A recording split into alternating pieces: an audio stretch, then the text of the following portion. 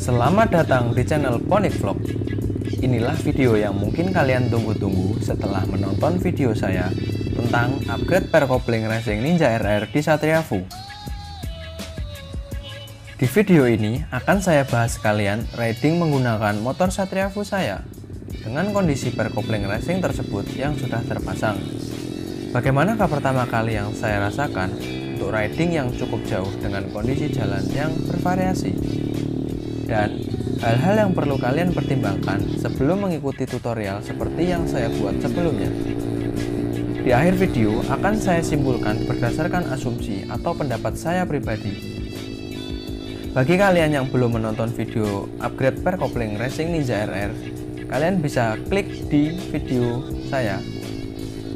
Oke, langsung saja simak videonya tanpa di skip.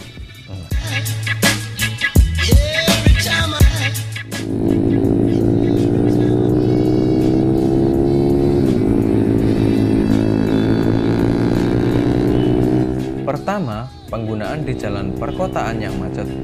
Jika kalian sudah menonton video saya yang ini, langsung rasain macet, anggrek ini keras sih rasanya kalau ditarik kopling gini.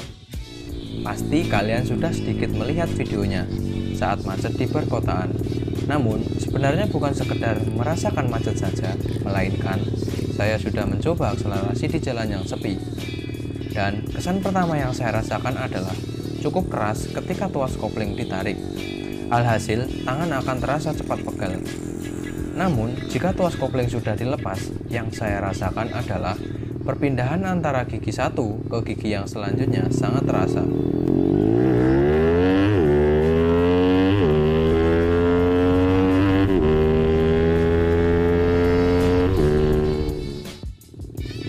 Bahwa penyaluran tenaga mesin ke putaran roda lebih besar dan lebih berisi. Otomatis, akselerasi yang didapatkan akan lebih cepat mencapai top speed. Hal ini terjadi karena per kopling yang keras akan menekan plat kopling dan kampas kopling menjadi lebih kuat dan lebih rapat, sehingga sangat kecil kemungkinan terjadi kopling slip. Jadi, jika kalian menginginkan akselerasi motor Satria Fu kalian dengan pen racing yang sama seperti yang saya pakai, kalian harus rela menahan pegal di tangan ketika kondisi jalan yang macet.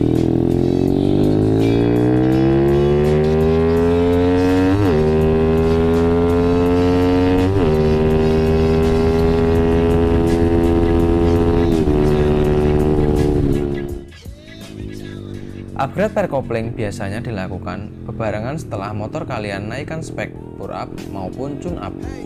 Ini dilakukan agar tidak terbuang sia-sia tenaga mesin yang besar ke putaran roda. Layaknya manusia, disuruh lari kencang namun dengan kondisi sepatu yang licin. Bukankah akan sangat sulit?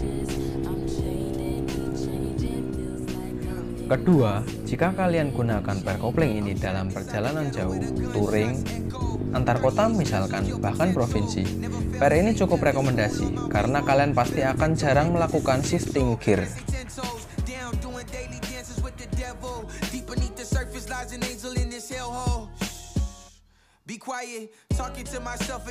atau jarang melakukan oper gigi, menahan lama tuas kopling.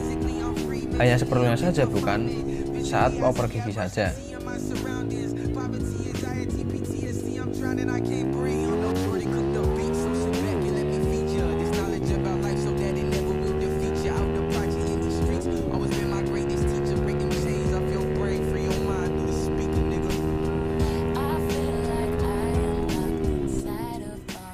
Sisi buruk dari per kopling yang keras menurut saya yaitu: 1. Kampas kopling akan cepat aus.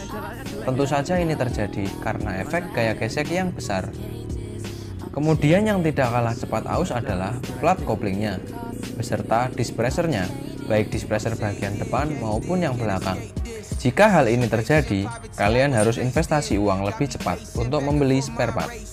Jika hal ini dibiarkan, akselerasi motor kalian akan menurun, sama saja seperti kalian tidak upgrade bagian kopling motor kalian.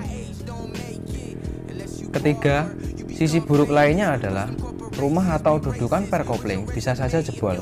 akibat tidak kuat menahan kerasnya per tersebut. Alhasil, kalian akan mengeluarkan uang lagi untuk menggantinya. Keempat, yang tidak kalah sering terjadi adalah baut penahan ring pernya patah dan ulirnya tertinggal di dalam. Jika hal ini terjadi, mau tidak mau kalian harus lakukan drilling atau pengeboran ulir tersebut. Jika tidak yakin, kalian bisa bawa ke tukang puput dan serahkan ke ahlinya.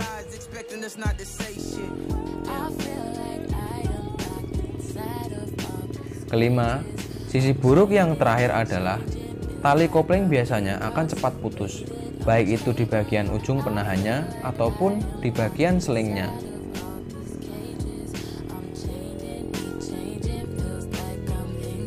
Ada beberapa tipikal per kopling racing yang pernah saya rasakan di motor saya, yaitu 1. Keras di awal pemakaian, namun lembek setelah mesin panas. Ini pernah saya alami di motor saya. Durability atau ketahanan dari per kopling tersebut hanya mampu menahan di kondisi mesin dingin saja, bahkan menuju panas. Per tersebut menjadi lembek, yang mengakibatkan istilah kopling ngempos, sehingga terjadilah kopling slip ketika akselerasi. Ada juga tipikal per kopling kebalikannya, yaitu lembek di awal namun keras ketika mesin panas. Entah apa yang terjadi, mungkinkah terjadi pemuaian saat panas? Sehingga daya pegas dari spring tersebut menjadi tidak elastis, seperti saat kondisi mesin dingin.